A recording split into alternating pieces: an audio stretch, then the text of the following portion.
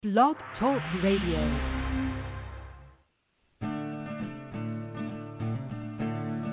Welcome to Anti-Federalist Radio, providing you with libertarian perspectives and opinions on current events for the liberty-minded. We are taking the fight to the airwaves as we stand for liberty, oppose tyranny, and give equal opportunity in exposing the hypocrisy of the Democrats and the Republicans. Without further ado, here are your hosts, Joe and Joe.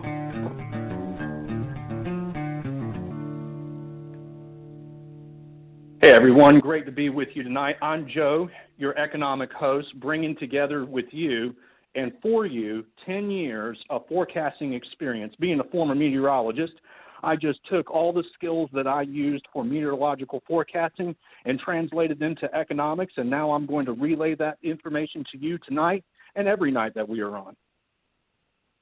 And I am also, Joe, your social host. I am a working-class Marine Corps veteran and street-level activist for the Libertarian Party. And so tonight we've got two segments that we're going to be covering, and I will do my best to tie my segment into what Joe's going to be covering, our political activist tonight.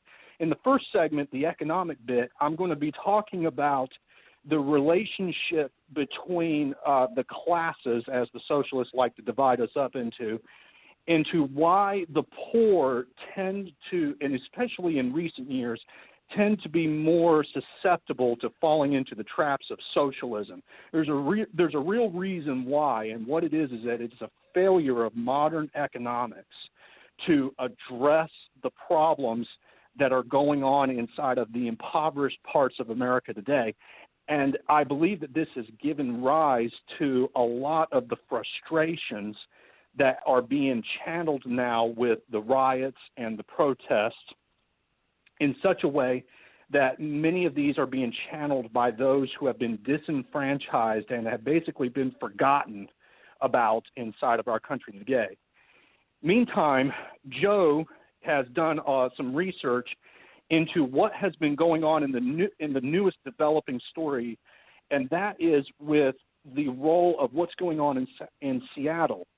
Essentially, the ANCOM group, Antifa, as they are called, has more or less occupied, would be probably the best word I can think of, certain portions of Seattle's downtown.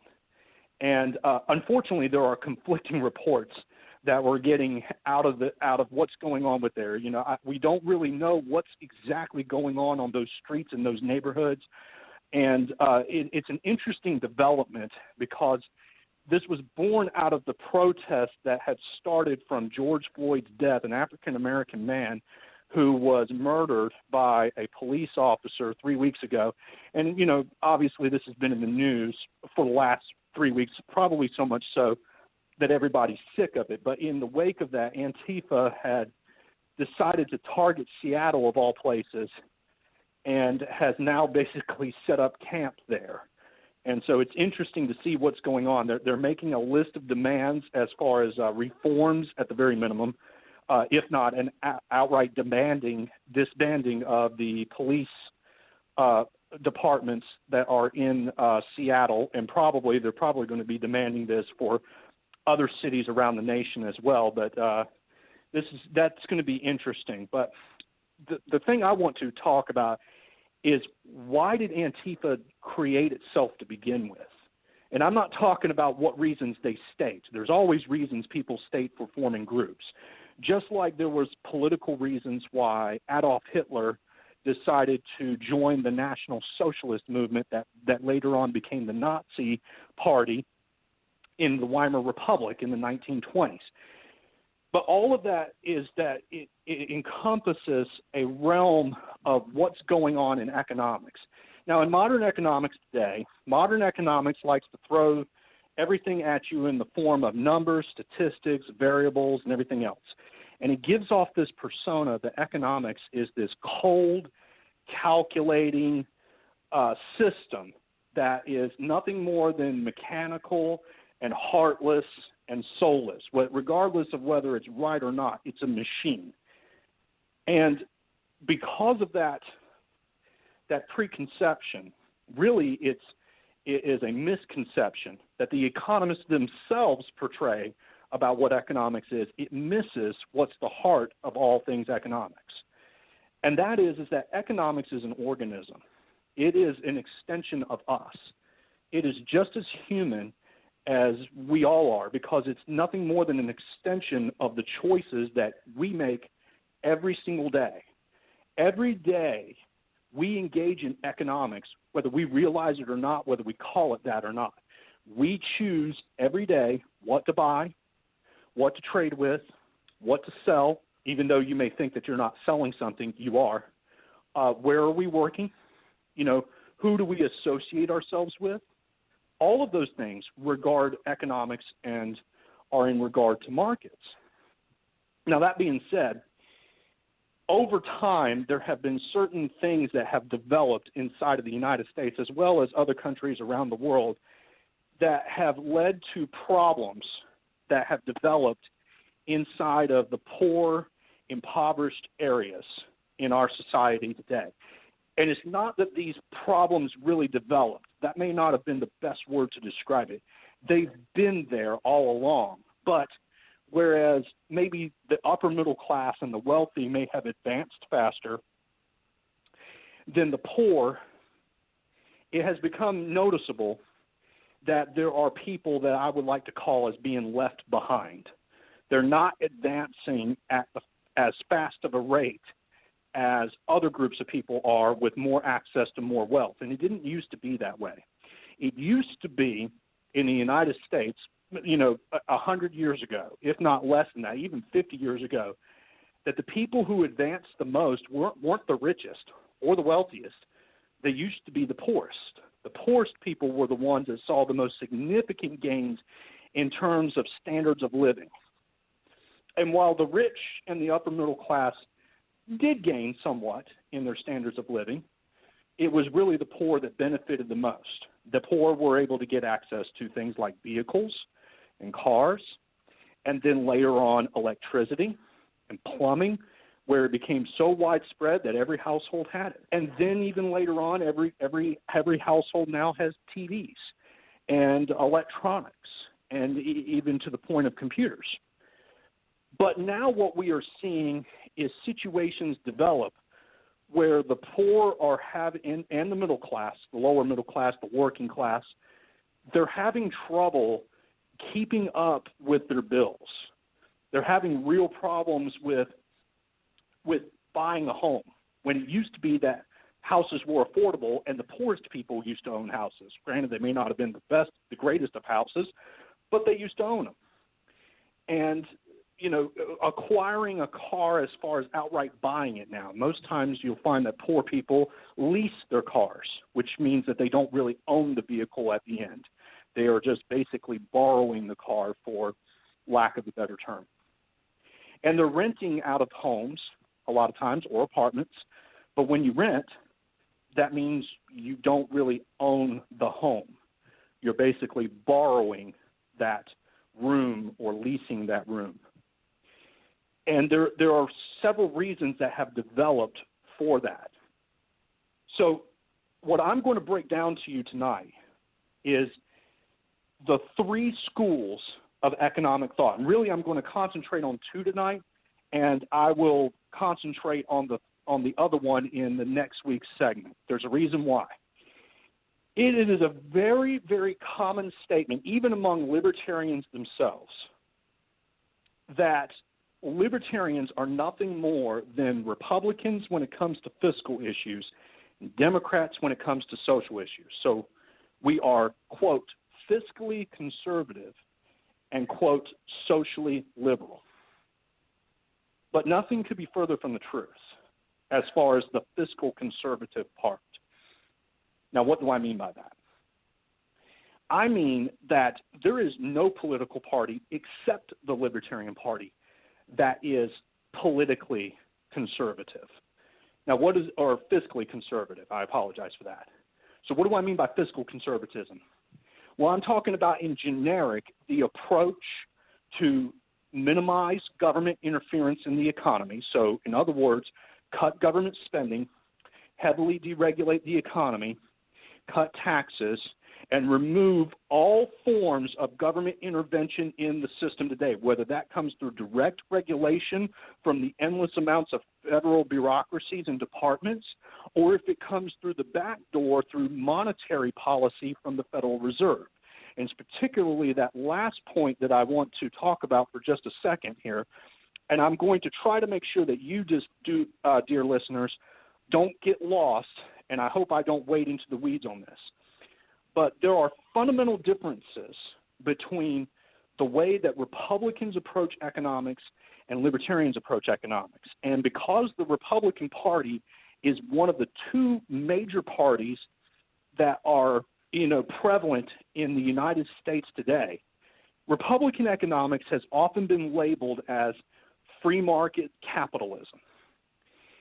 And it's precisely because of that mislabeling that has created sort of the problems in the poor and the middle class and the working class today.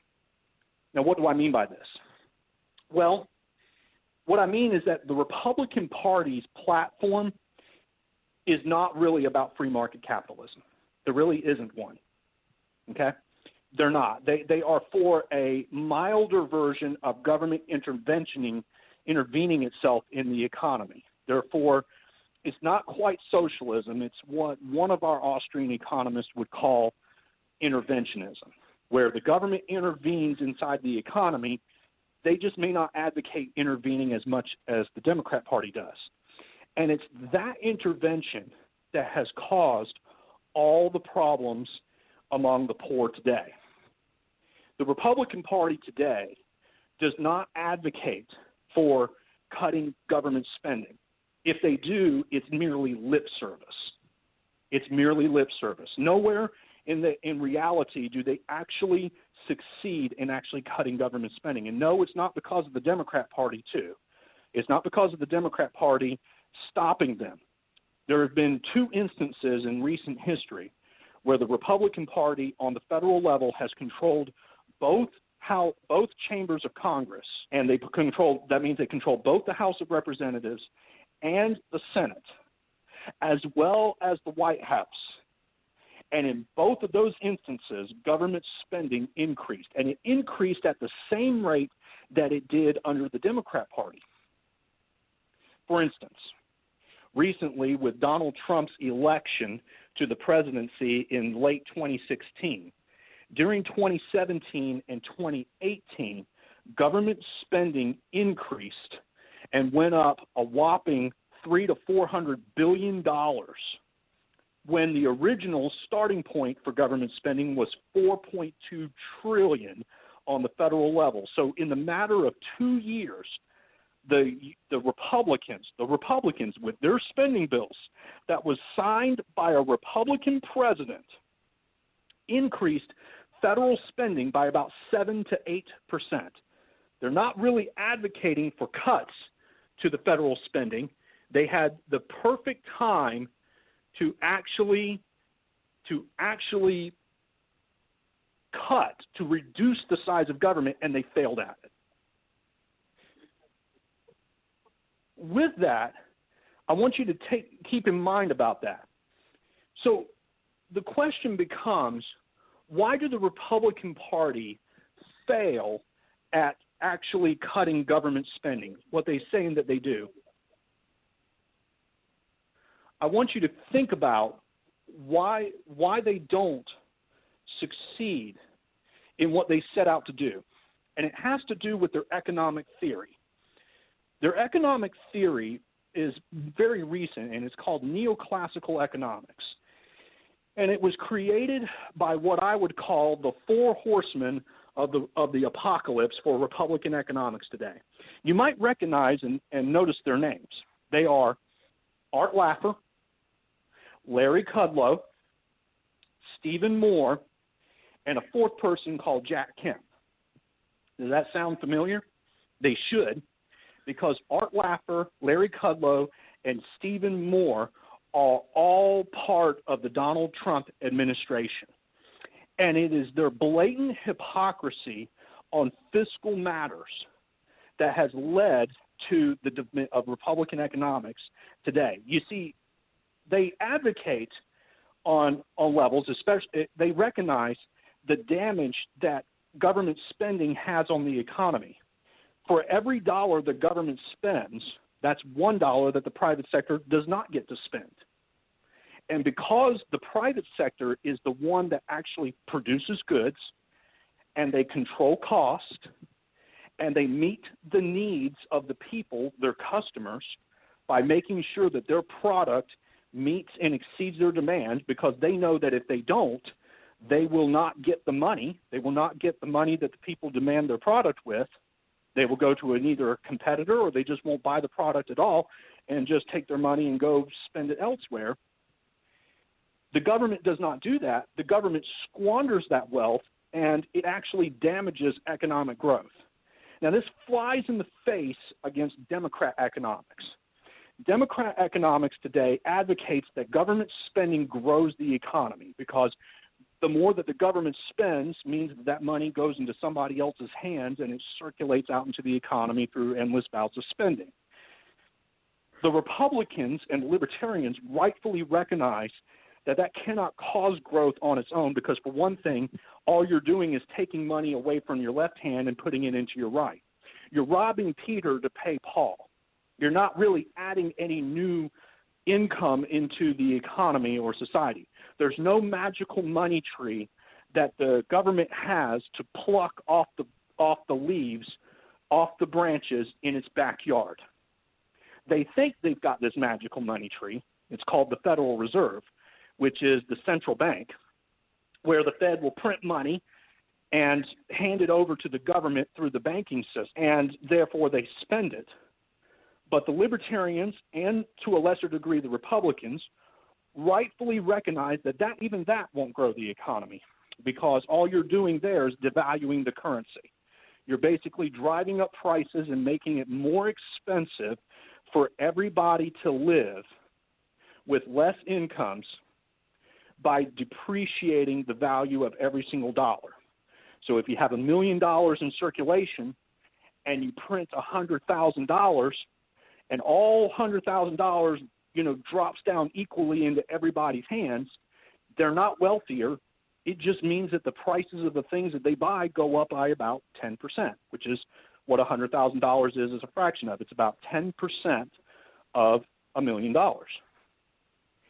But they've gotten into this mistaken thinking that magical money tree exists, as if the pieces of paper that the Federal Reserve calls Federal Reserve notes, that the United States likes to call dollars, is actually some form of wealth in and of itself.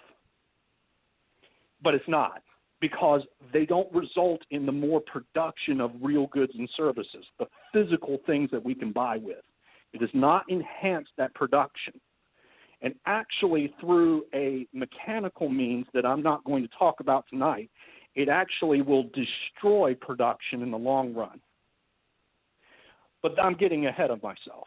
That's not really the point that I need to point out here. What I'm trying to point out to you, and what I'm hoping to divulge into you, is that the Republican Party will never, ever adhere to what they put in their platform as far as controlling or cutting government spending.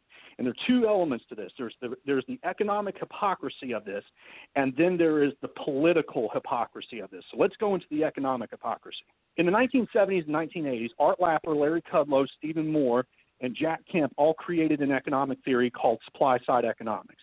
It's been commonly referred to as trickle-down economics by its political opponents, the Democrats, and rightfully so. The theory is ridiculous. The theory believes that if you cut taxes, it will increase incomes to the businesses, and whoever received the tax cut, they'll go and take the money, they'll spend and invest more of that money, and poof, you get magical economic growth. The problem there is that the government doesn't cut its spending with it. So there they have a loophole. They have a loophole in there. They don't have to cut government spending anymore, according to their theory. If they just cut the tax rates, bam, boom, poof, you got your magical economic growth. Well, what's the problem with that? You didn't cut government spending. Well, what does that have to do with anything? Well, if you cut your taxes but you don't cut your spending, then the government is just going to take that money out of the economy. You've just changed the source. You're taking money off of the government debit card, but you're putting it on the government credit card, so you're flooding the markets with debt. And as I just got done explaining to you, that government spending squanders the wealth and the resources, so it destroys the economic growth. Advocating for tax cuts without spending cuts doesn't grow the economy. You have not changed what the government has wasted.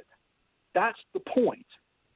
But Laffer and the boys don't realize and don't recognize that, that by cutting taxes, they haven't really changed the game.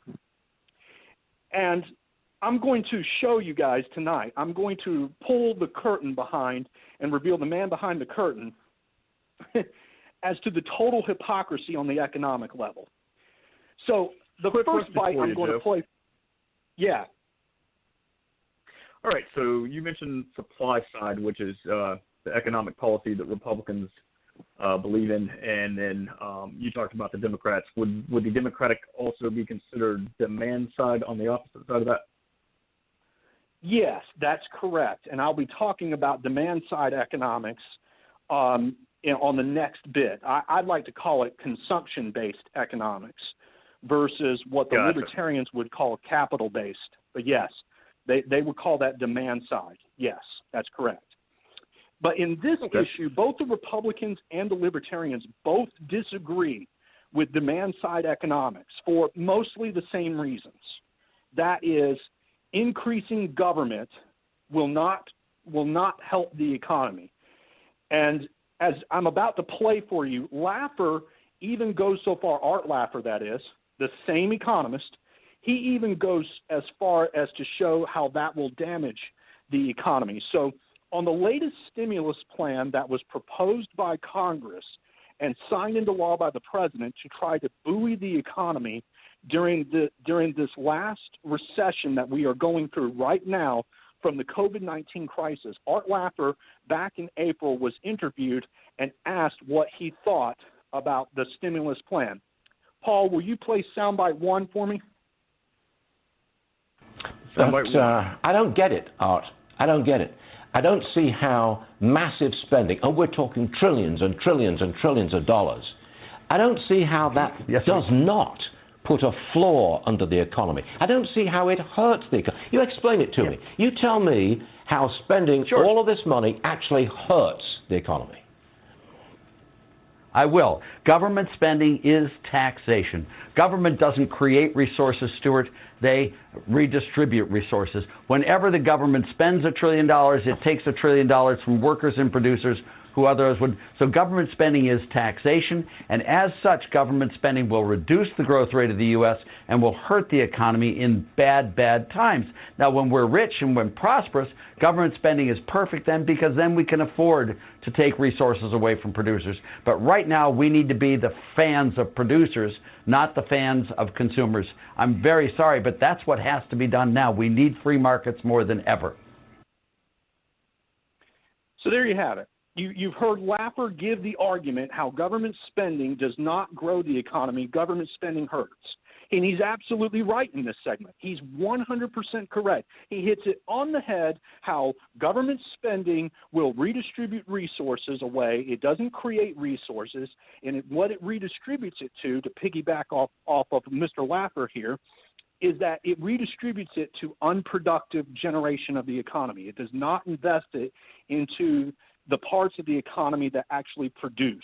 It invests it into what it consumes, which then just consumes what we have produced, which then destroys the production.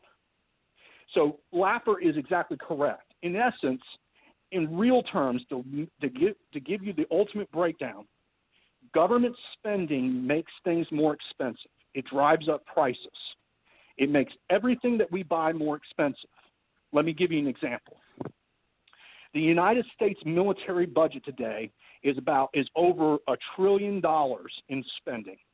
Now, part of that spending is on materials that are used to create their missiles, their tanks, the planes, the ships, and all of the vehicles and equipment that go into doing military operations, which means that the prices of steel, the prices of rubber, the price of oil, gasoline, all increase because that is reduced out of the supply that would have been made available to us in the private sector, but now it has to be used to service the war machine.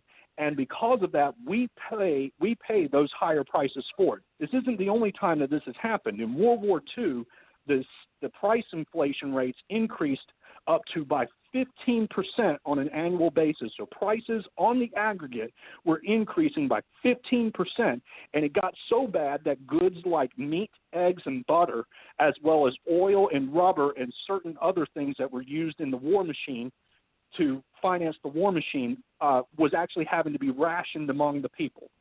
That's why. You see, spending more money does not create more real goods and services. Financing the economy is not your economy. Your economy is the real things that you produce and you trade with. Your dollars that you spend represent the real goods that you have produced in the market to trade with. But if what you have produced is worthless economically, then your dollars are worthless. And if your dollars are worthless, then that means the value of your dollars are less than what they should be. And because of that, that means the prices of everything that is valuable, that is goods and services, must go up. And so we all get hit with price increases. So you just heard Art Laffer talk about that damage. Now here's Art Laffer again. And in this one, Laffer, this was in December of 2019, and he talks about the tax cuts that were passed by the Republican administration in late 2018, right before the Democrats decided to take over Congress. Paul, play soundbite 2 for me. Soundbite 2. Yesterday marked 2 years since President Trump signed the Tax Cuts and Jobs Act. For a look at how those tax cuts have impacted the markets, I want to bring in Art Laffer, Laffer Associates founder and chairman, and also co-author of Trumponomics, Inside the America First Plan to Revive Our Economy. Laffer served as an economic advisor during President Trump's campaign and, of course, is known as an architect of the president's economic platform and the Laffer curve. And my question to you is what you think the natural natural increase would have been without the tax cuts. Well, I think it would have been a lot less, to be honest with you. I think one of the major things this tax cut did was increase the stock market and the wealth of America. I think that's huge. I think the GDP growth has also been quite substantial from the tax cuts. Tax revenues, I think, are fine, running right in line. I think employment has been improved dramatically, and I think real wages have been increased substantially from the tax bill. So I'm very pleased with the results, and I look forward to a lot longer increases in prosperity from that tax bill. And there you have it. There's the ultimate hypocrisy. So Laffer on one hand tells you, oh, government spending hurts the economy. And then on the other hand, he tells you that tax cuts without spending cuts helps the economy. Wait a minute. Where did I get the tax cuts without spending cuts? Because the Trump administration increased your annual federal spending by a whopping $700 billion in the last 3 years. The federal spending was $4.2 trillion when Donald Trump entered office. It's now over $4.9. Congratulations, Donald Trump increased the size of government spending by 17.5%. And since Art Laffer in segment 1 just told us that government spending is taxation, then we have to conclude that Donald Trump has not really cut taxes.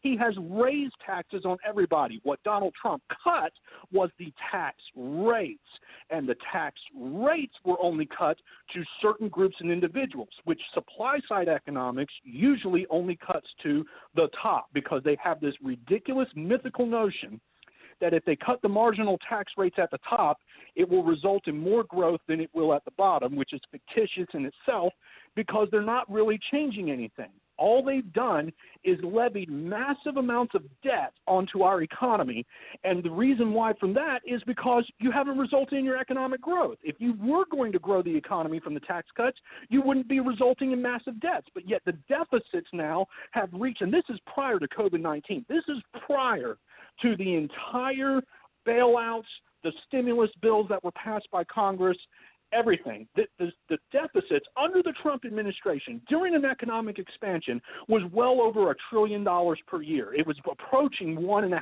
trillion, really, and that was before COVID-19. Now the deficit is probably around $4 to $5 trillion when you package in the stimulus bills, and yet we're hearing word that another one is coming on the way. This is the point about the Republicans. The Republican Party is not fiscally conservative. They abandoned fiscal conservatism 40 years ago with the fictitious idea that you can have your cake and eat it too by cutting taxes and not cutting government spending. All Art Laffer did, along with Stephen Moore, Jack Kemp, and Larry Kudlow, is give the perfect excuse for the Republican politicians to not be fiscally conservative. Oh, you don't have to cut government spending. If you just cut your taxes, you'll grow the economy. Well, what about the deficit? Don't worry about that. We'll grow the economy by so much, we will, quote, increase our tax base, unquote, and there you go. So we've got our magical growth. We can have our cake and eat it too. What about the wars? No problem. We'll just cut taxes and run endless amounts of debt.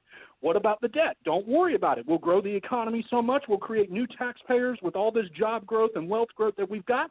No big deal.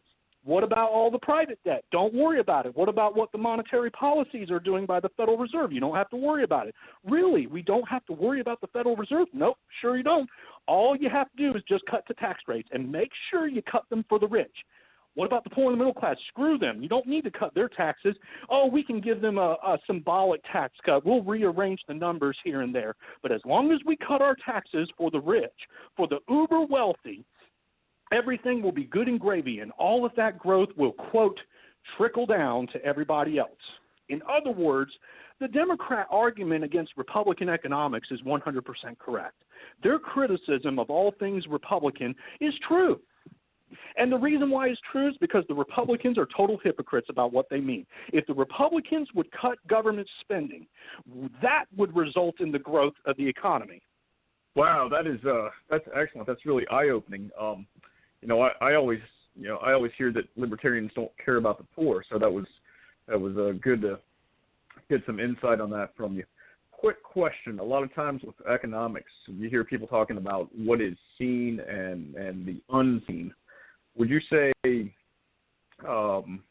maybe some of the things that would be considered unseen are the debt and other things like that a lot of people may not be paying attention to, the deficit and all that? And so people see new buildings getting built and they see new jobs. So is that, in a sense, is that a politically a good strategy, even though it's destructive? Because most people think that Trump is just doing a great job for the economy before the virus, but I had a feeling that wasn't really the case. Yes, absolutely. Those are the unseen things that are happening here. And so where I'm going to go with this is talk about the second part that Republicans fail on, and that is their ignorance of what happens when the Fed prints money, and particularly the way that the Fed is printing money now. Every economist, whether it's Democrat economics, Republican economics, Libertarian economics, they all agree on one thing. You can't really print money and hand it out to people. It'll just make prices more expensive. But somehow we got it into our heads that if the government buys debt off of the economy and basically creates loans to the banks, and the banks turn and make loans with that money, it will grow the economy. So they believe that debt is an asset, that it actually increases wealth. No, it doesn't. Why? Because you have to pay back that debt. And especially when that debt is not backed by anything real. Now, what do I mean by that? Banks have it in our current system today, in our banking system today, we have it set up where banks can essentially create multiple loans on the same financial assets. So in other words, for every dollar that gets printed by the Fed, it can result in multiple dollars of debt that's been created by the banks. Let me give you some statistics and examples on this. In 1979, your government spending, in 1979, your economy, as measured by GDP, which is the official measuring statistics of economic growth, was at $2.7 trillion. Your debt, meaning all the debt that was in the private sector plus all the debt that the government accumulated, so all loans, all government bonds, everything, was about $4 trillion. So roughly speaking, your debt to GDP ratio, as I'll call it, was 150%. Before COVID-19, before the COVID-19 crisis, our GDP was measured at about $20 trillion. Our debt was over $70 trillion. We went from a ratio of 150% to over 350%. That's the problem, and we have not gotten any more growth out of it. So we have almost tripled our debt, and yet we're not getting the extra growth from it. What happened? So all of that is been created, and that debt isn't just there hidden. It is hidden, but it's hidden in plain sight. That debt, all of it, was used to buy something. It was used to buy things with. And whatever that debt was used to buy has now increased its price because it functions like money. It's a form of demand, but it has to be paid back. So basically, we have inflated the prices of whatever we use to buy our debt, to buy with using our debt. And unfortunately, those prices have gone into the stock market, the bond markets, and real estate. So the prices of real estate, your prices of your house, your prices of your cars, your prices of anything that you invest in the stock market, your retirement, the bonds, everything that you have to pay for with those financial instrument assets have increased astronomically. But you have not gotten the economic growth that was promised from all of that debt. And the thing is that debt has to be paid back. But the question becomes, who owns those assets? Well, it turns out that the top 10% wealthiest people, companies, corporations, hedge funds in the United States own about 80% of all stocks, bonds, and real estate in terms of value. All the money that the Fed printed, all the debt that it created, inflated their portfolios and made them richer, while everybody else who did not get to partake in that fiesta, in that party, they suffered. Because if I decided, because I'm not one of the top 10%, unfortunately, if I decided that I wanted to invest in Wall Street, if I wanted to go buy a stock, I have to buy those overinflated, high-priced, expensive financial assets to get my money in the stock market. Meanwhile, the rich who owned those stocks and had owned them for years made a killing off of that because I inflated their portfolios. In other words, it's a way of redistributing wealth from the poor and from the middle class who do not own those assets to the wealthy. And the problem is that it's unsustainable because it's been propped up by debt. That debt, because there was no goods and services to truly pay for that debt, it has inflated those prices to such levels that they cannot remain so high in those nosebleed territories. Eventually, as all things do, losses will be accumulated in the markets. Ultimately, libertarian economics points out and reveals that those investments that were made were actually bad investments. They get made into riskier and riskier assets for various reasons. And those bad investments turn to losses. And so when the losses accumulate, the value of the assets drop, but not the value of the debt. So that means you have to pay back the debt, but you have no means to pay back the debt because now your assets are worthless. So stock market will crash, it will crumble, your housing values will tank, but you still owe that money, and so now you are bankrupt. Businesses can get bankrupt from this with sudden losses. Investors can get hit with these losses, and the banks can get hit with these losses, as well as people who owned homes, as we found out in 2008. And that was one of the major contributors to the 2008 crisis, was that sudden drop in investments caused by losses. So in the mid-2000s, what happened is that the Fed had the dot-com bubble burst that resulted in the 2001 recession. That dot-com bubble was fueled by an overinvestment caused by low interest rates and excessive debt into worthless dot-com companies where investors were borrowing money and buying everything .com because they believed that if they owned a .com website, it would gain something of value just by itself by owning the website. And that turned out to be losses. And so when the losses started materializing, the stock market plunged by about 45%.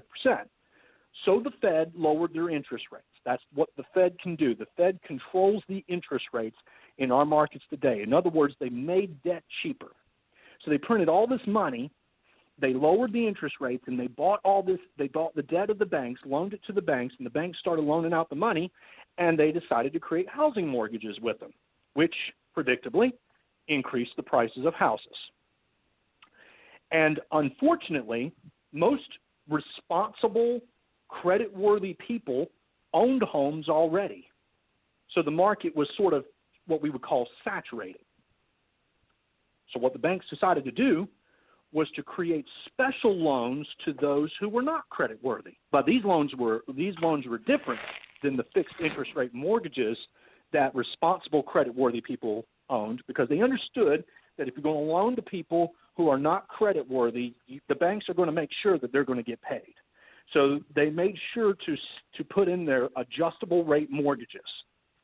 And in those adjustable rate mortgages, those mortgages were then linked to the interest rates that the Fed had set. So as long as the Fed kept interest rates low, people could maintain payments on those mortgages. Their payments would be fine. But if the interest rates went up, all of a sudden those same people who were usually poor and low income would be facing mortgage premiums that would be 2 or 3 times what their original payment was, and they would not be able to afford them.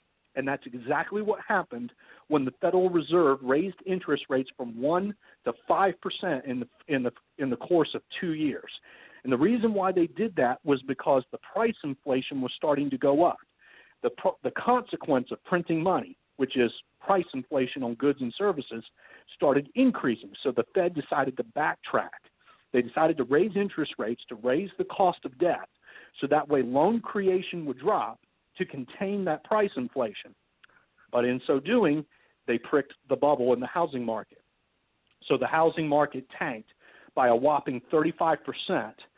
Thousands, hundreds of thousands, if not millions of people lost their homes in the widest spread housing bankruptcy that we've seen since the 1930s. And the stock market again tanked by 50%. And since then, the stock market has been on a growing spree. Since the stock market tanked, since the Dow Jones tanked in 2008, it has increased by a whopping 400% from its low in the middle of 2009. Yet the economy has only increased by maybe a third of what it was in 2009.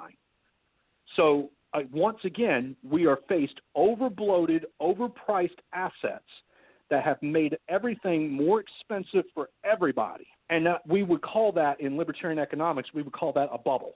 A bubble has formed. That those overpriced assets was fueled by debt. That debt creation was used to buy those stocks, to buy those bonds, to buy those mortgages. It has increased the price, making it so expensive to afford. And so it has now become unsustainable. And all we were left waiting for was something to trigger and prick the bubble. And in this case, it was COVID-19 that did it. And so now we are in a massive recession because of it. And so soon, over the next year, we will see a rise in default rates on those loans that were made to the businesses. And we will see drops in the stock market catastrophically. And we will probably see the worst recession we would have ever seen since 2008. Now, earlier I mentioned that Art Laffer had been talking about taxation, that government spending was taxation, before he contradicted himself. And he was right. Has the libertarian philosophy of cutting government spending to grow the economy, has that ever been done before in U.S. history? You would be shocked, but yes, it has. It was done twice. And ironically, it was done once under a Republican administration, and the second time it was done under a Democrat administration, both times following a war, which is ironic considering that we are constantly at war today. After World War I, the Consumer Price Inflation Index increased to 20%. So inflation shot up to 20%.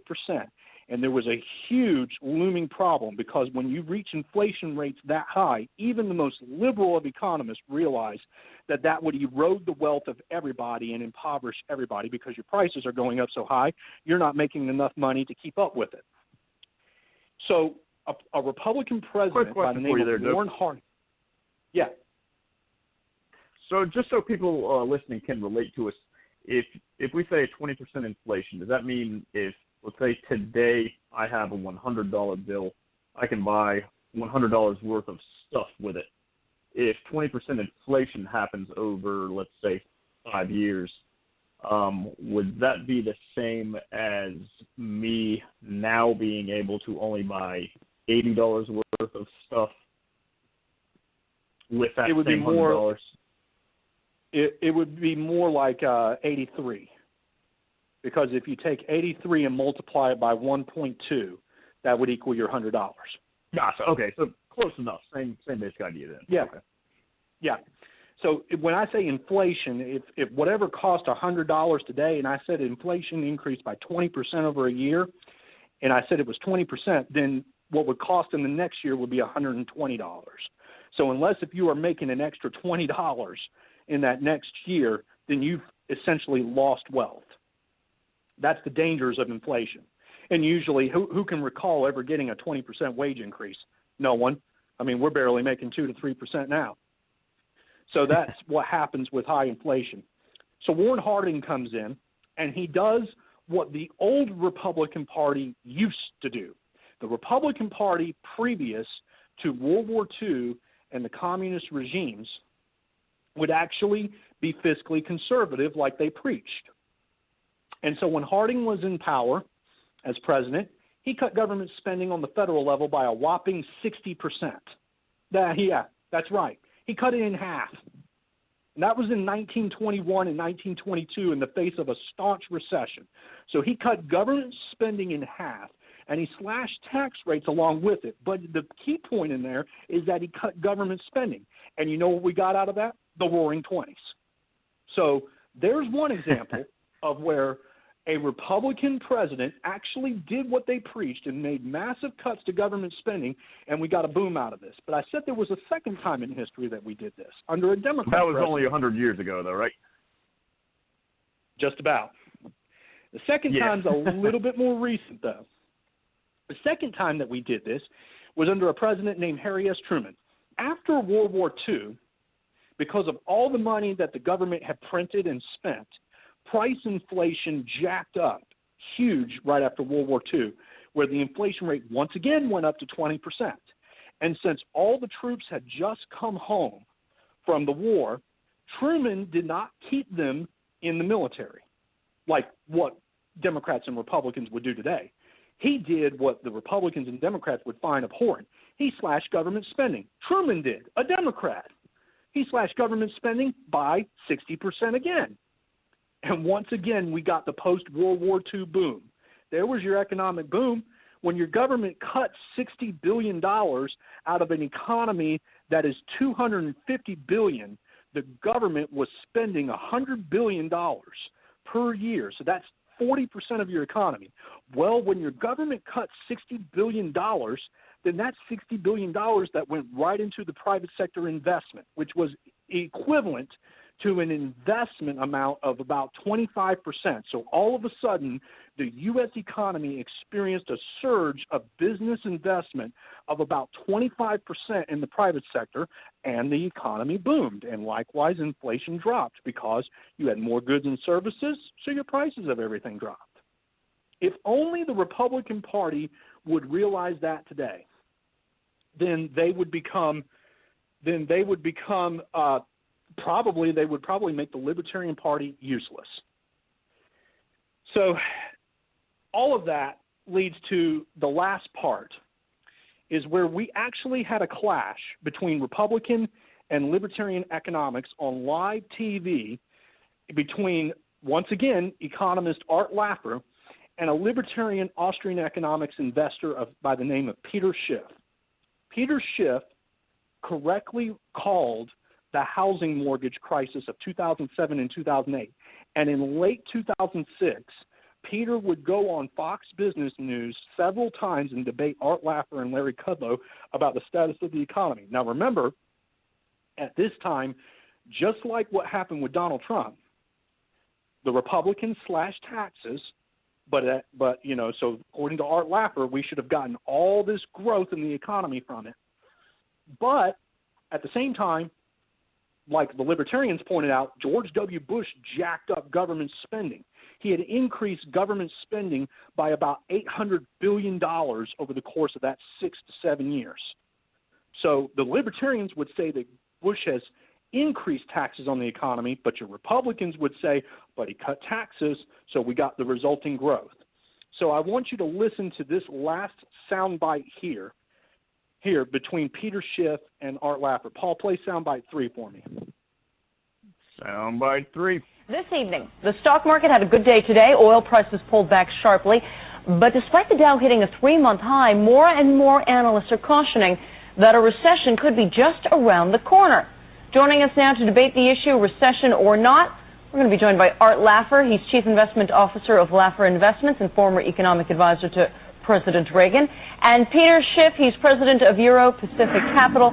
Gentlemen, thanks for being here. Peter, I want to start with you. Although there are more and more people saying that the U.S. economy will be in a recession next year, it is still a minority position. Why do you think that a recession is coming, and just how bad is it going to be? I think it's going to be pretty bad, and whether it starts in 07 or 8, I think is immaterial. And I also think it's going to last not just for quarters, but for years.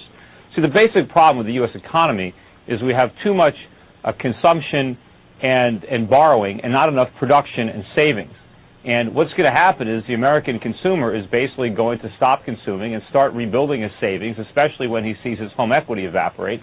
And when you have the economy 70% consumption, you can't address those imbalances without a recession.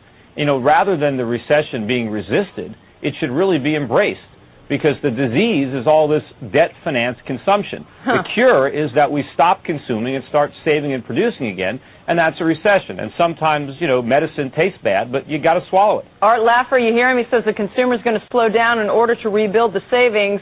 And you know that 2/3 of the American economy is driven by the consumer. Do you believe that? No, I don't believe any of it whatsoever, Michelle. Excuse me, but you know what he's saying is that savings is way down in this country, but wealth has risen dramatically. The United States economy has never been in better shape.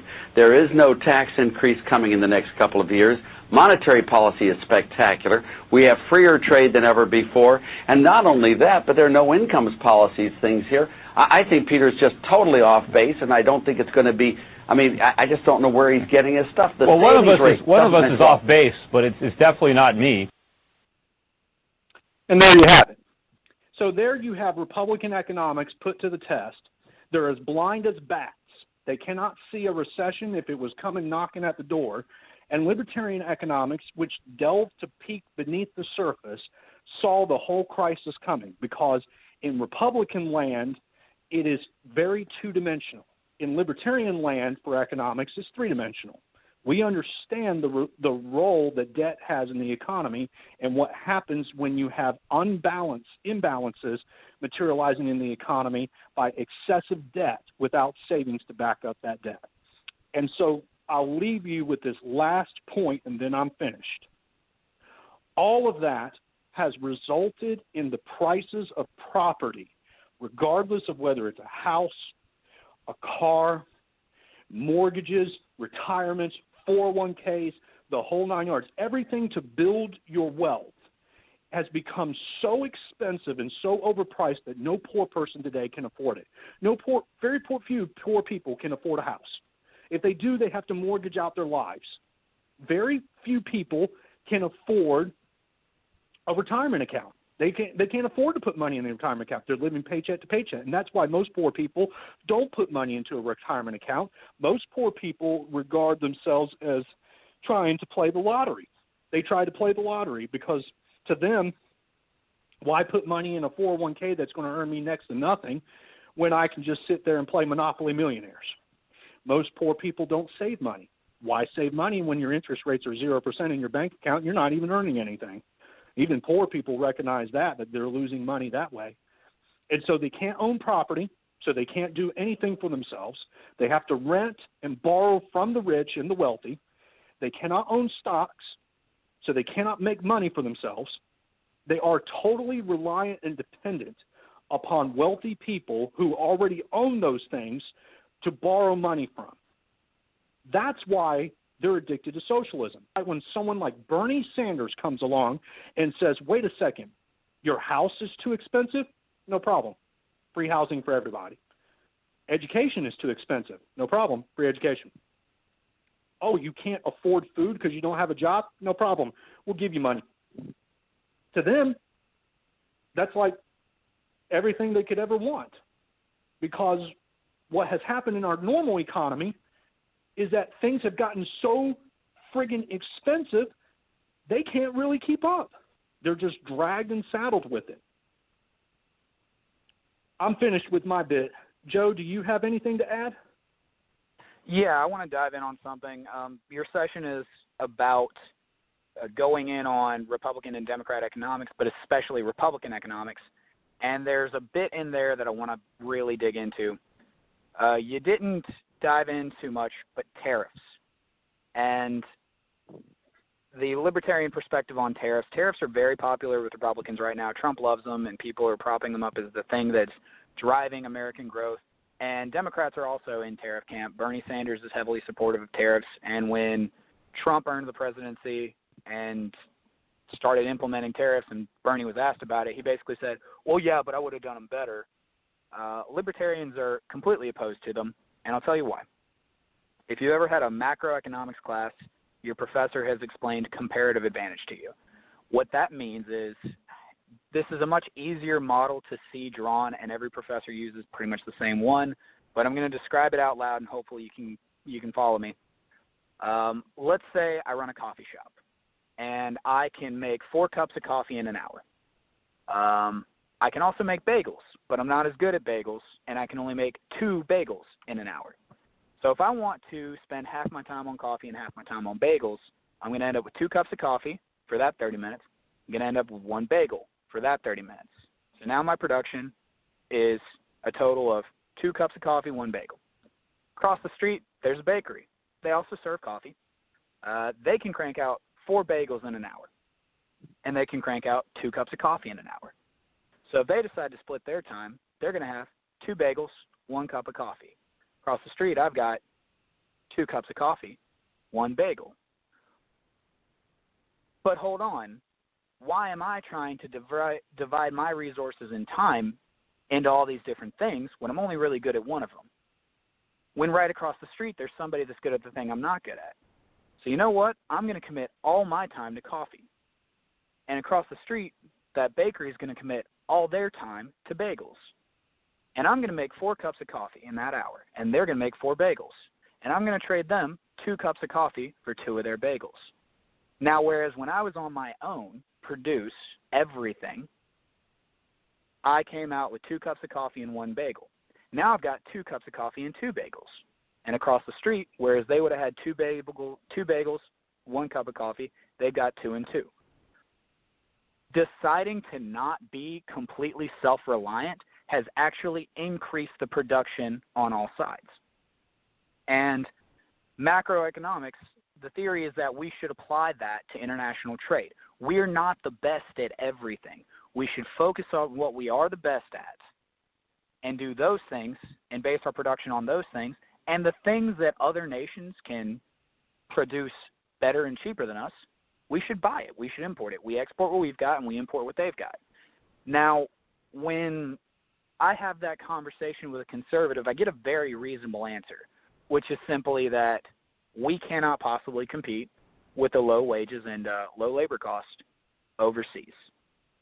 And, you know, they're right. It's almost a hole in the libertarian theory to say that we simply cannot compete with overseas. It's a contradiction on the conservative part to say, oh, America's the best. We do it all better. We should produce everything at home. American made is best. but then we're scared of foreign competition?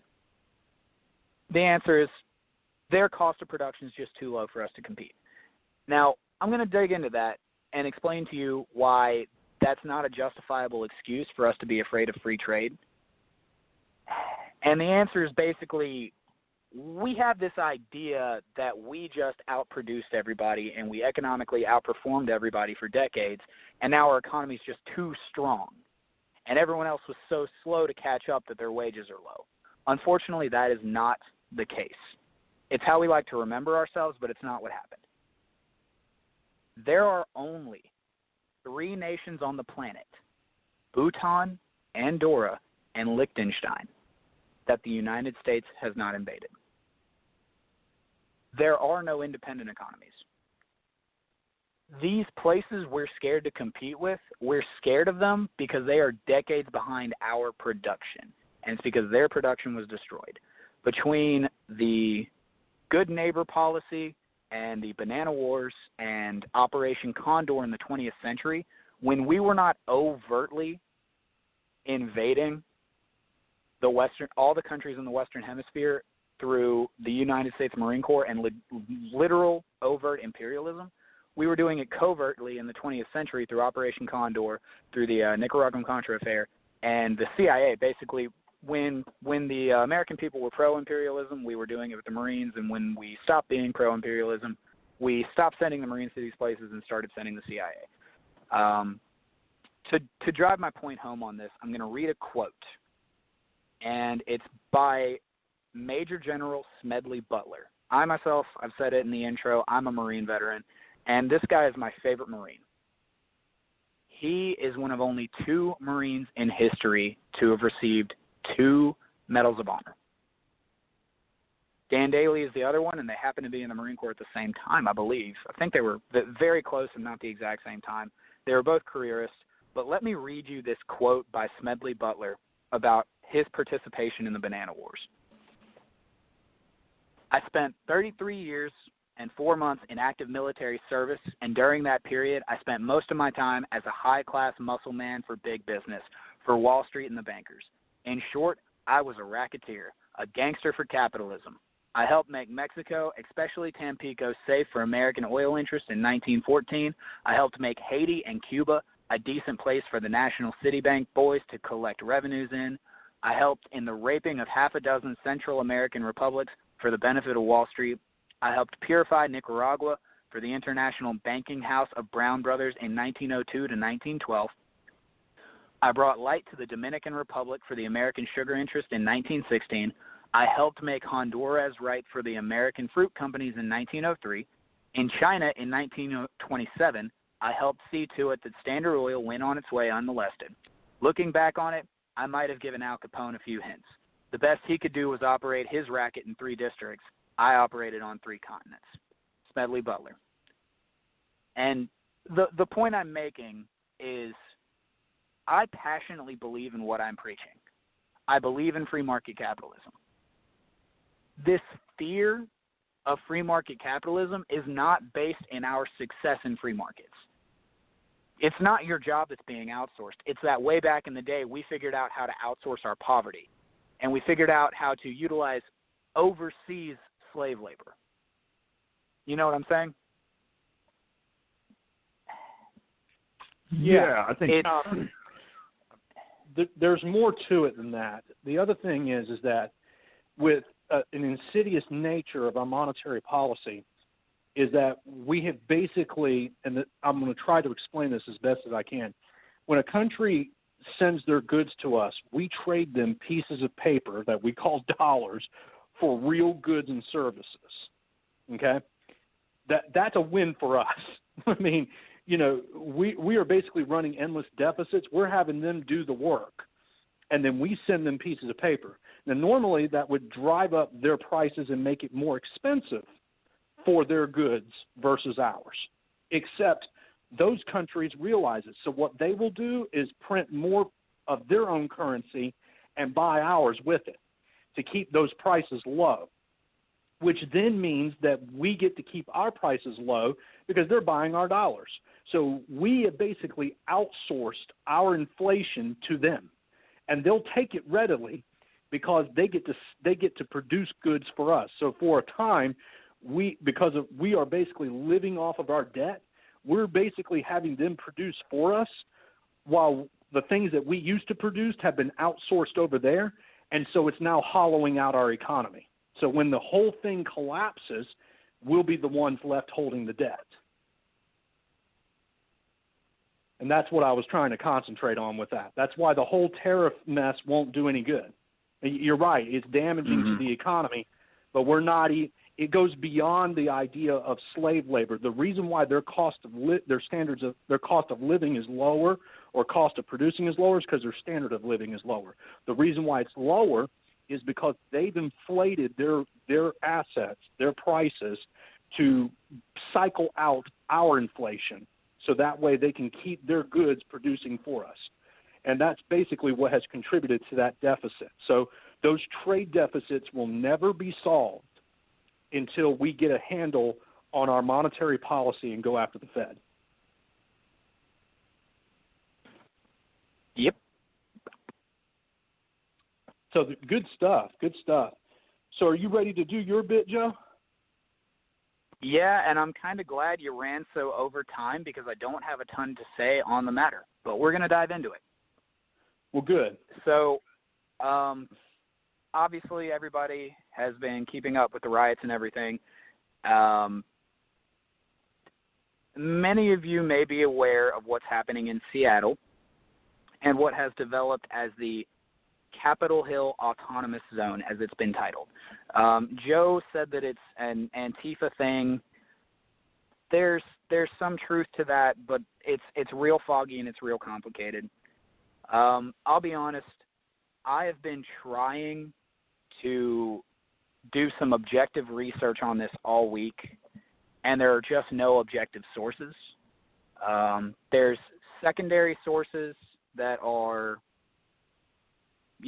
spinning their own narratives on it. The left is painting it as this extraordinary success, and the right is painting it as this extraordinary clusterfuck. And every primary source on it is, it's people on Reddit. It's the occasional screen cap of a tweet that never gets substantiated from anything else, and it's live streams. And I honestly wanted to chicken out and not even go in on this.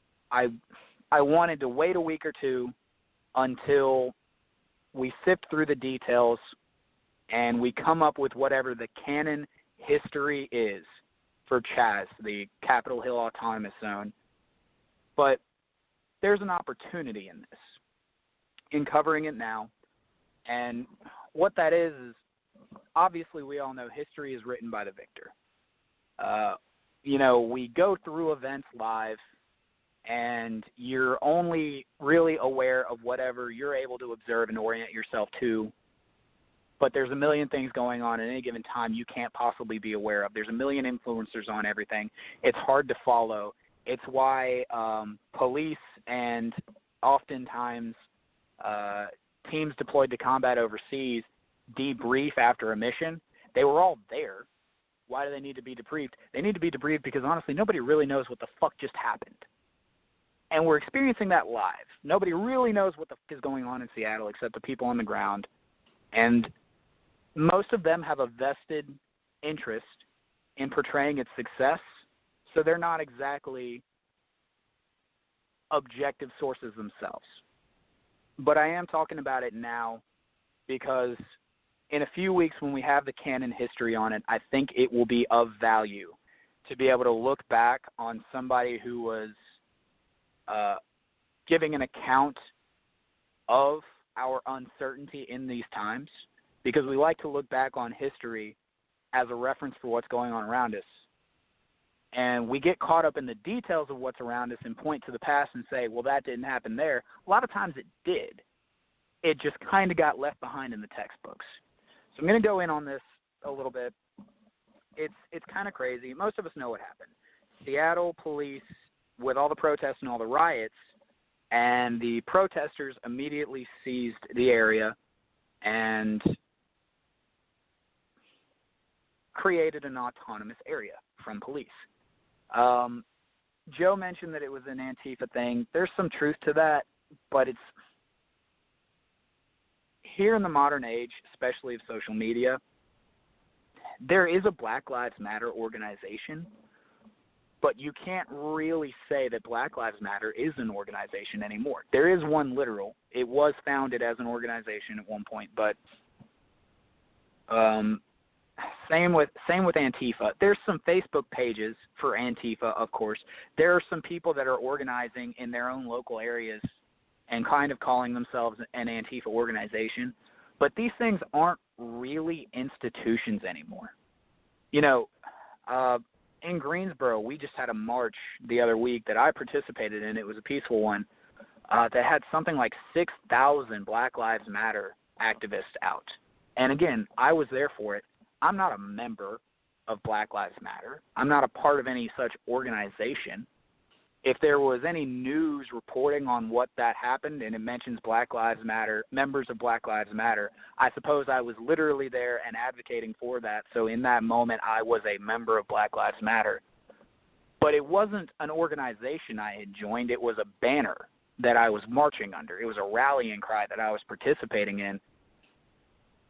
And that needs to kind of be applied to what's going on there, because riots very seldom have any leadership. That's the point. They're chaos. And this autonomous zone has spawned out of a riot. It's now an orderly seeming thing that spawned out of a riot with no real leadership. And allegedly it had somebody acting as a figurehead very early on. I don't know her name, but she apparently posted something about we've run out of food and I've been ousted as a abuser and I'm going to go kill myself and yada, yada, yada. And she disappeared, did not kill herself, but that's an abuser's tactic, which kind of reaffirmed the idea that she may have been, that all may have been true about her. There's now a rapper, this guy Raz Simone, who, again, I'm trying to go down his Facebook. It doesn't really seem like he's declared himself leader or something, and nobody else is really saying, yeah, he's the leader, but he does seem to be a very notable activist and spokesperson in the midst of this. He's certainly become a figure around the center of it. But they do seem to have achieved something like anarchy. I wanted to cover this because I heard about it and I was super excited to jump on the bandwagon bashing the ANCOMs and their failed experiment.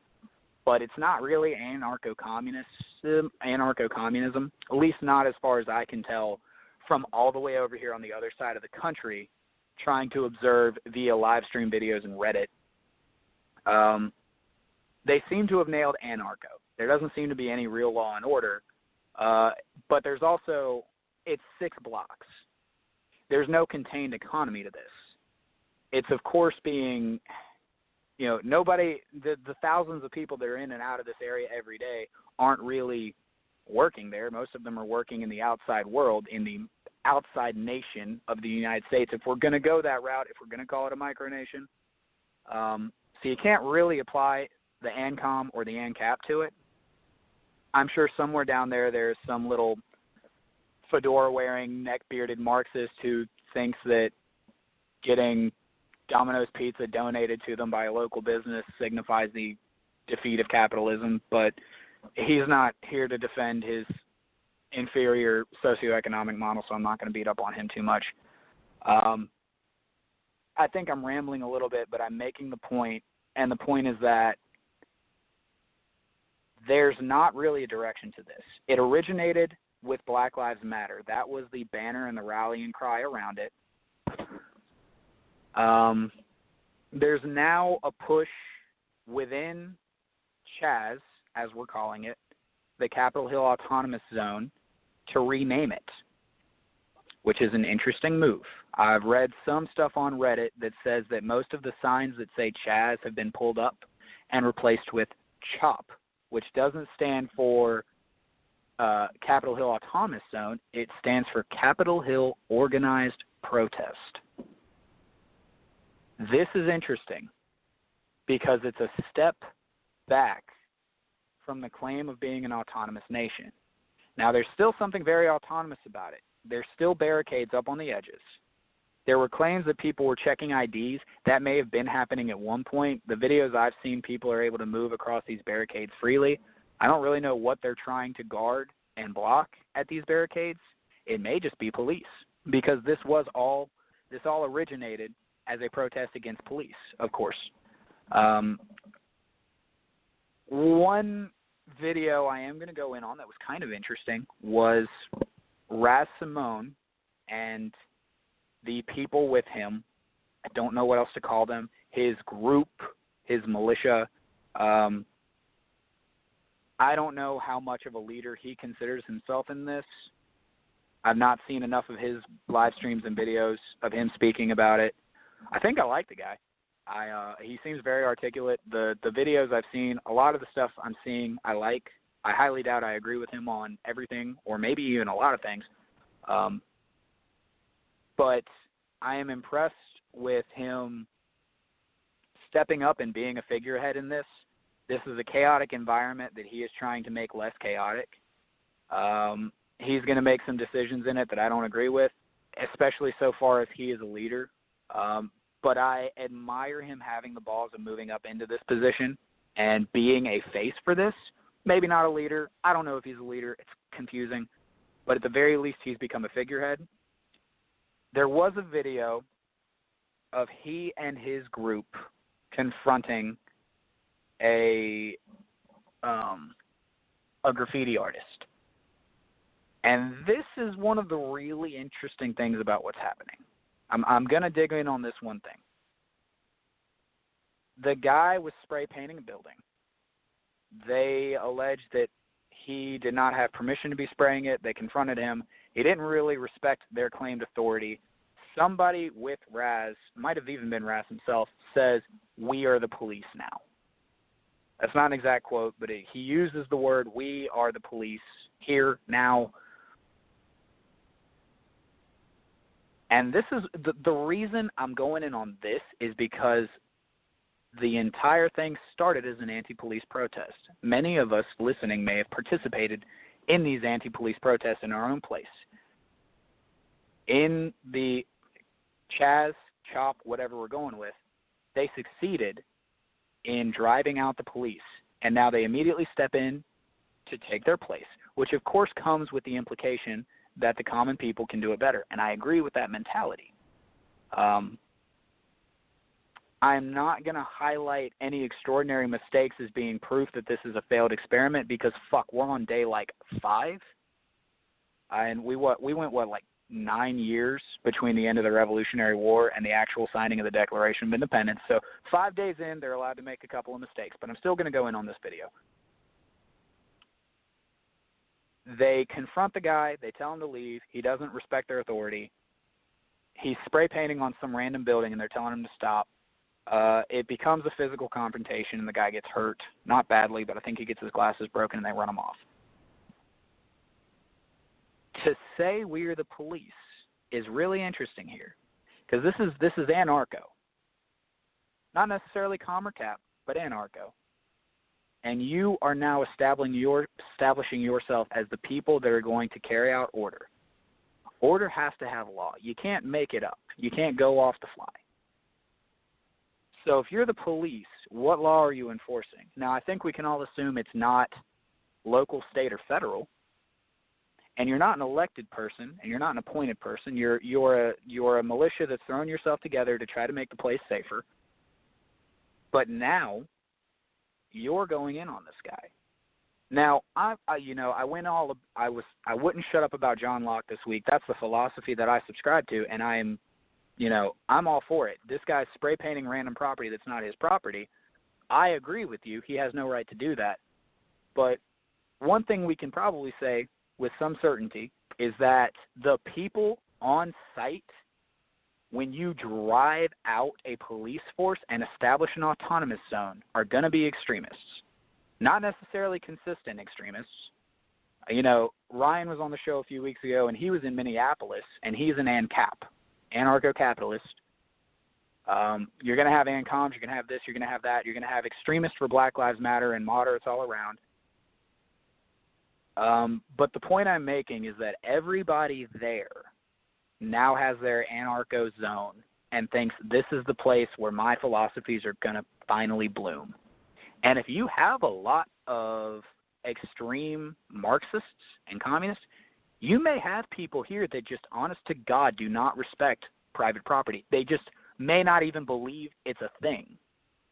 And that's why Raz is in an uncomfortable situation here, because now you're enforcing an unpublished set of laws that obviously believe in securing the private property of this business owner, but this guy didn't elect you that you're confronting. He didn't consent to your government. He may not even believe in private, and now you are about to enforce an unpublished law. So why is this an issue? Well, let's say that everybody here seems to kind of consent to Raz and his group trying to maintain order. You're going to immediately run into issues with the fact that what they're enforcing is their subjective ideas on morality and right and wrong. You've got to publish that law if you're going to be that police force. It's got to be a thing that says this is what you cannot do. And once you have that, if we're gonna step back from pure anarchy and we're going to establish this enforcer of law, published law, you can't also be the judge for it. You've acted as the police force. Somebody's got to be able to say, you know, if he wants to contest what's happening to him, he needs to be able to take it somewhere. He needs to be able to appeal it. He needs to be found guilty, guilty or innocent until proven guilty. And the reason I'm so fascinated with this idea of them doing it is because this all started as protesting the police, and now we're watching as they attempt to replace it with something better. Like I said, we're like a week in, not going to beat up on them too bad for their mistakes. The videos and some of the stuff I saw was, day 3 and Chaz has its first incident of police brutality. They didn't handle it great, but they didn't handle it terrible. Authority did they have to confront the guy in this way? It wouldn't even be a big deal if it had just been a group of concerned people trying to protect this stranger's property from this vandal. But they said, we are the police now. That is a claim to authority. And if you're going to be an organization born, an autonomous zone born of a protest against police, and now you claim you are, you better be doing it better than the people you replaced. Some of that's going to have to get ironed out over time. Like I said, I could be wrong about a lot of my perceptions on this. And if anybody were to come out onto the show next week and challenge my sources and challenge my observations, I'm not going to defend them. I am not going to even claim to really know what the hell's happening down there. I actually reached out to Raz Simone. He has not responded, and I only reached out like 30 minutes before the episode. But I said, hey, if you want to call in, I'm not going to beat you up with questions. I'm not going to try to trap you in anything. I just want to hear from you. What do you want to tell people outside of Seattle about what's going on here? He does seem well articulate. The Liberty Party, Mises, I should know how to say that, but I can't. They had somebody on the ground here recently that recorded him speaking. I don't know. It's really fascinating, and I just wanted to document the obscurity around it and the uncertainty around it while we were still in that phase of uncertainty, because this may not be the last time this happens. This may not be the last area that gets seized and declared autonomous. And I wanted the confusion of it documented live, so that when we're looking back and we say, well, that didn't happen that didn't happen in Chaz, maybe it did, and you're just misremembering the details because the canon history left some details out.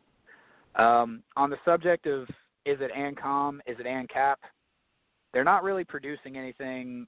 Again, I'm not there. I don't know what the hell's happening on the ground. It doesn't seem like they've really got a free, internal economy. They're certainly not ANCOM, as some people have been eager to claim, because, again, you're surviving on the donations of your surrounding capitalist economy. If the private businesses around you are supporting your endeavors, that's great and all, but that's not communism, because those businesses are making their money via something like capitalism. It's definitely not ANCOM. It's not ANCAP. I'm inclined to just ignore the economics of it because it's looking less and less like they're trying to call this an autonomous nation. Changing the name from Chaz to CHOP, Capitol Hill Organized Protest, again, it doesn't have an actual figurehead or leader or governing body to say, hey, we were this, now we're that. It sounds like people are more or less in consensus about letting that name change. I'm sure there's dissenting opinions in it, but cool, we're observing actual anarchy, and what do you know? There's not any, there's not any literal narrative to it. There's people saying this, there's people saying that. Everybody's fishing for some kind of organization to it, so they have something to target and focus on, and that doesn't seem to exist, which is anarchy. It's kind of cool. Some narratives say that the place is going to shit and falling apart. The videos I watch, I mean, it just looks like a fucking music festival. I'll be honest, it doesn't look that chaotic or terrible. But we'll see in the near future. One thing that's very alarming is Donald Trump's interpretation of what's going on and him threatening military force. When I first saw that, I felt he did not have the legal authority to just attack the autonomous zone because of the Posse Comitatus law. I might be mispronouncing that, which basically says, you can't use military force on American civilians. But it turns out you can if it's an insurrection, which raises the question, is this an insurrection? Now, I choose the interpretation, if the city of Seattle has just backed the fuck off, as it seems they have, there's some insinuation that they're actually supporting it, not overtly, but maybe quietly supporting it. If the city of Seattle and the state of Washington have stepped back from it, they didn't seize federal something. They seized public property, whatever the fuck public property means. Public property is not a real thing. It's government property. It's your money taken from you, and then something's bought with it that you no longer have free reign over. But if we're going to go with public property, then the public has simply repurposed this 13th precinct building, or 13th precinct, I don't know if it's the 13th. Where did I get 13th precinct? Anyway, this precinct, you want to call it public property, the public has repurposed it. Allegedly, people down there trying to make sure that nothing gets destroyed in the police building. I don't know, it's just fascinating. Yeah, I was so excited to jump on and rip on the ANCOMs, but there's not enough for me to really say that's what's happening. They do have a very pitiful-looking garden down there, but it's not like they're trying to feed themselves off of this garden. Every video I see, there's like thousands of people down there, thousands. They're not trying to feed people with this little adorable vegetable plot. There's tents, there's people that seem to be living there, but people are also just going home at night. It's become like a festive ground. People are walking in and out of it.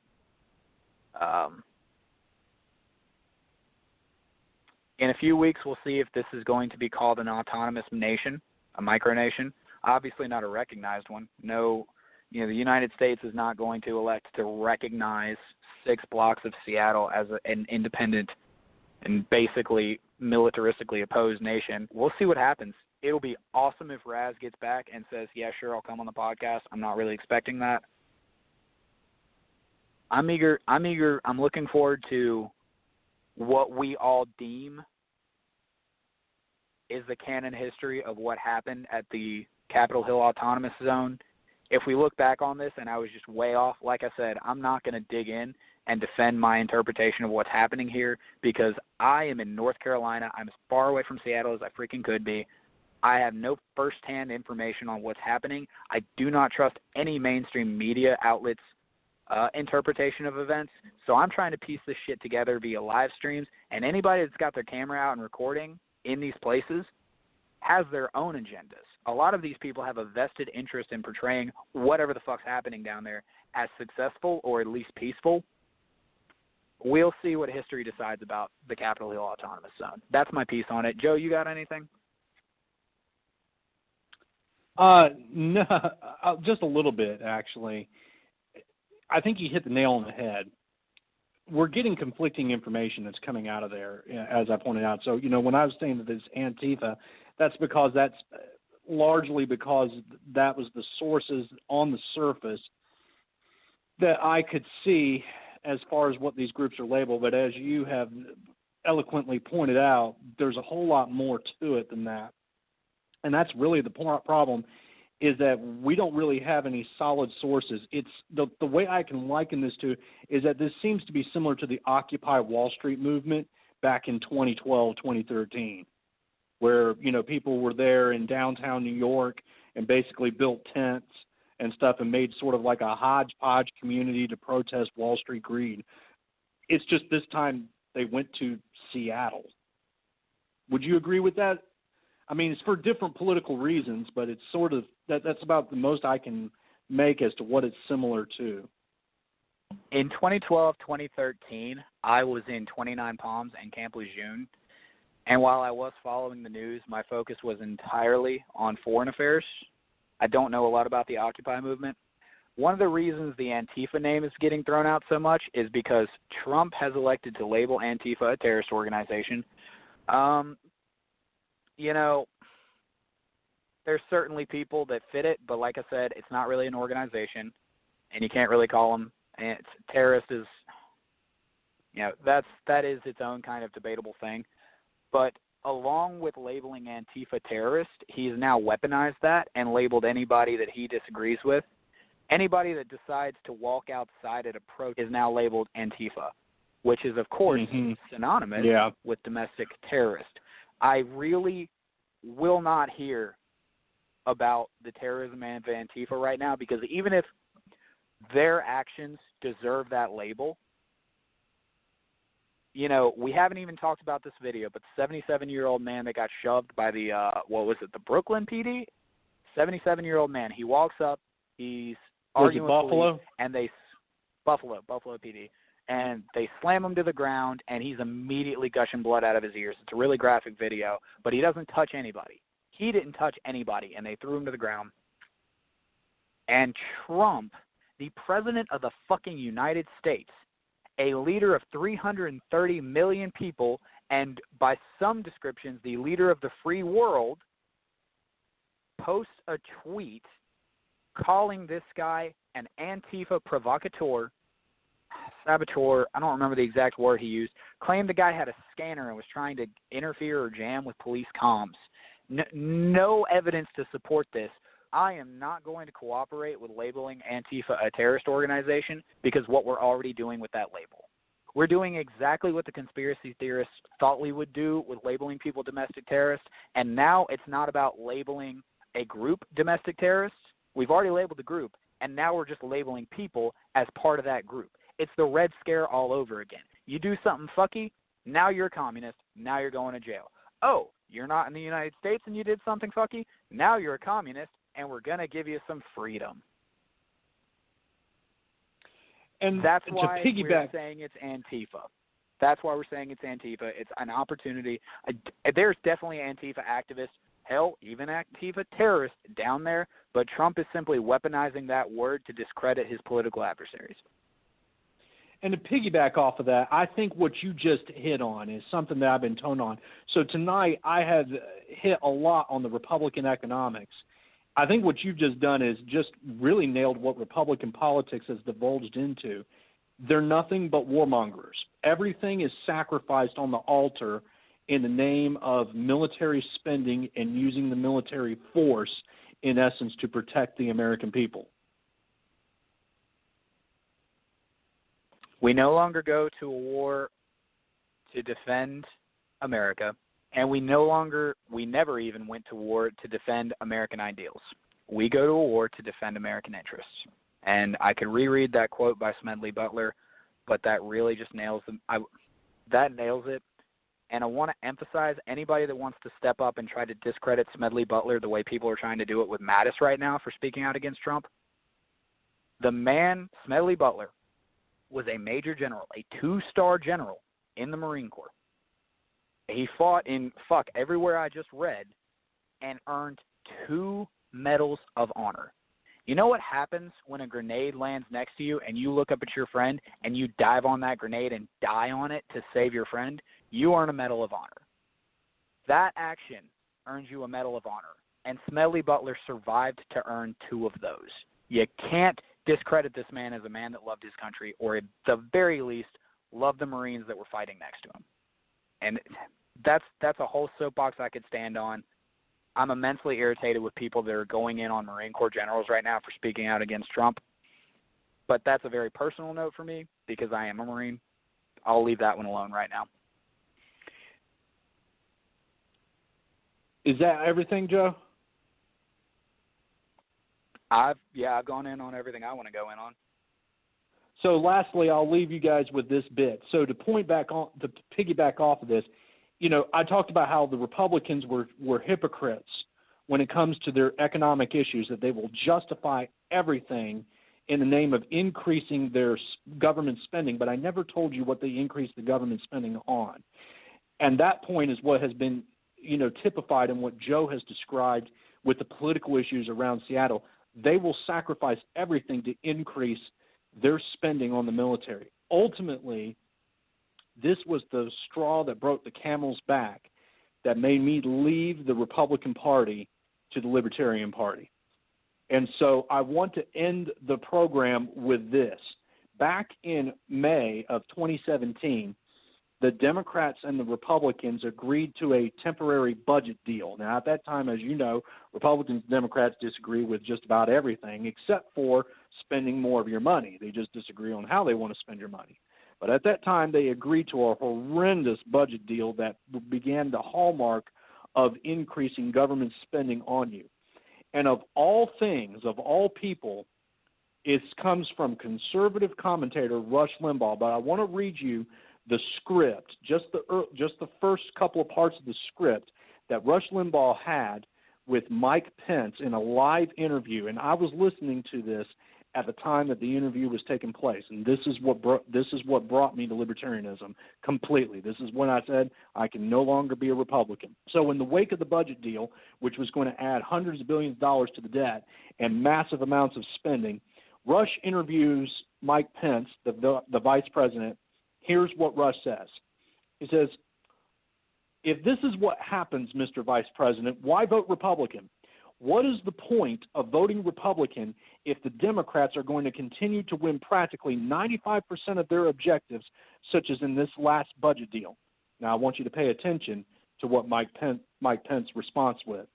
"Well, look, respectfully, Rush, I actually think this was, as the president said a little while ago, I think this was actually a clear win for the American people. For many years, and in this new president, you have someone who is able to bring people together and make a $21 billion increase in defense spending at a time of great challenge for America's interest around the world." I think that pretty much sums up the Republican mantra. They will sacrifice everything in the name of increasing defense spending and using the military. You've got protests that are going on in the cities, time to send in the military.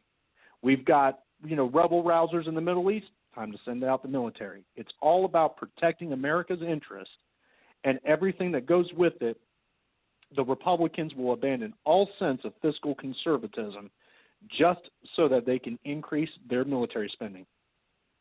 In their quest to defeat communism, they have gone down the road of fascism, because fascists themselves were opponents to communists. And I can't support fascism, just like I can't support communism. That's why I'm a libertarian. So if you're interested in joining the Libertarian Party, you can go to lp.org, register with your Board of Elections in your state, and change your registration to Libertarian, and make sure you vote gold. Don't vote for the fascist and don't vote for the socialist. Vote for the capitalist. Guys, this has been Anti-Federalist Radio. We thank you for listening, and we're signing out.